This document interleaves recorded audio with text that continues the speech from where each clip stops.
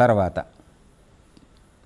ఈశ్వరుడు తన అచింత్య శక్తిగల మాయతో వృక్షాది సరీసృపాది సర్పాదులను పశువులను పక్షులను చేపలను అనేక జీవులను సృష్టించాడు.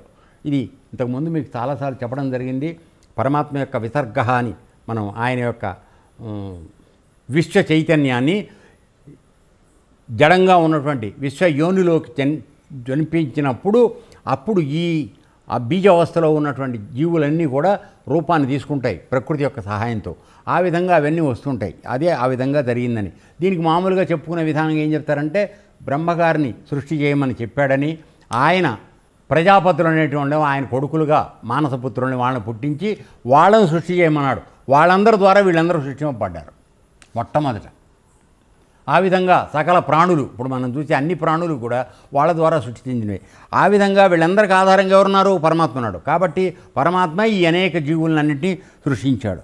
కానీ ఆయనకి తృప్తి కలగల. ఎందుకంటే ఆ జీవులు వేటిల్లోనూ విచక్షణ జ్ఞానం లేదు. ఇప్పుడు బర్రె ఉందిరా అయ్యా, దాన్ని నువ్వు పెడితే తింటుంది, లేదంటే పక్కన చేలో ఉంటే తింటుంది, లేదంటే పడుకుని నెమరేసుకుంటూ ఉంటుంది, పడుకుంటుంది, లేస్తుంది. అంతగా తప్పితే దానికి వేరే విధంగా ఏం ఆలోచిస్తుందో దానికి తెలియదు. బయటికి వ్యక్తం చేసే నోరు లేదు. మంచి చెడు తెలియదు. నువ్వు కట్టుకు మొళ్ళ కంప కట్టావనుకో దానికి గీసుకుంటానే వెళ్ళిపోతుంది. గాయం అవుతున్న సంగతి కూడా దానికి తెలియదు.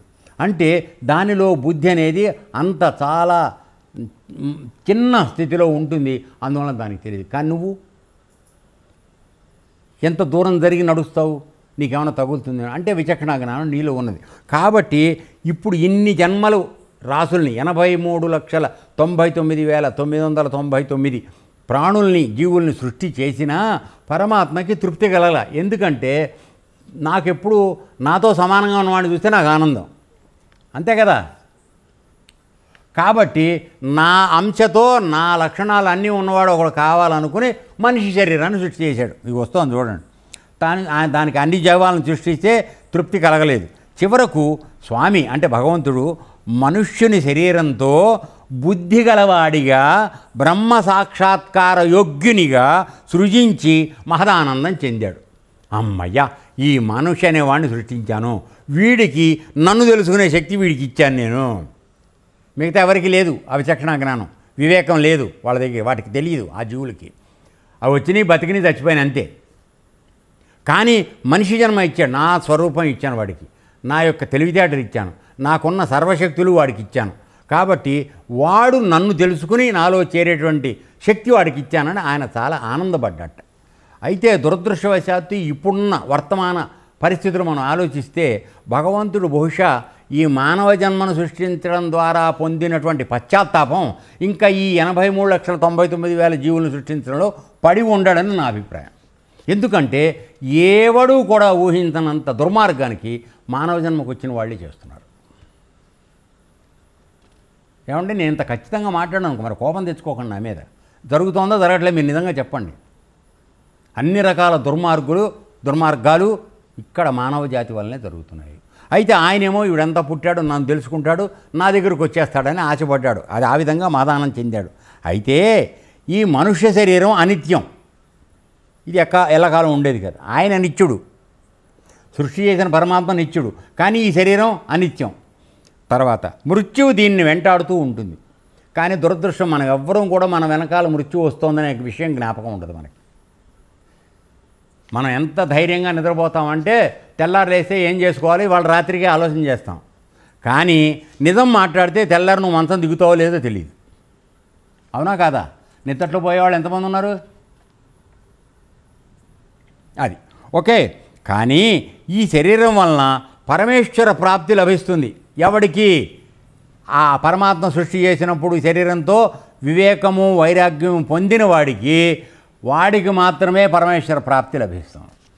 ఈ శరీరం నేను అనుకుని నా చుట్టూ మందిని చేర్చుకుని భోగభాగ్యాల్లో వాడికి రాదు.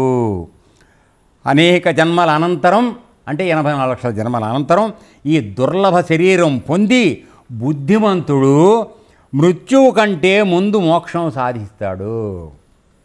ఎవడయ్యా అంటే ఇన్ని జన్మల తర్వాత వచ్చి పరమాత్మ యొక్క అనుగ్రహాన్ని పొందటానికి తీసుకుని జీవన్ముక్తుడుగా మారిపోతాడు. ఎవడైతే వివేకము వైరాగ్యాన్ని వాడుకుంటున్నాడో వాడు పరమాత్మని ఈ జన్మలోనే పొందుతాడు. ఆ విధంగా ముక్తదేహుడు అవుతాడు, వాడు జీవన్ముక్తుడు అవుతాడు, బతికుండగానే మోక్షాన్ని పొందినవాడు అవుతాడు. బుద్ధిమంతుడు, దయచేసి అర్థం చేసుకోండి, అండర్లైన్ చేసుకోండి. బుద్ధిమంతుడు అర్థమైందా? దానికి భిన్నంగా బుద్ధి లేకుండా పనిచేసేవాళ్ళకి రాదనే చెప్పాలా? ఇంకా ప్రత్యేకంగా అవసరం లేదు కదా. అది ఈ జీవన చరమకాంక్ష మోక్ష ప్రాప్తియే. కాబట్టి ఇది గుర్తుపెట్టుకోండి.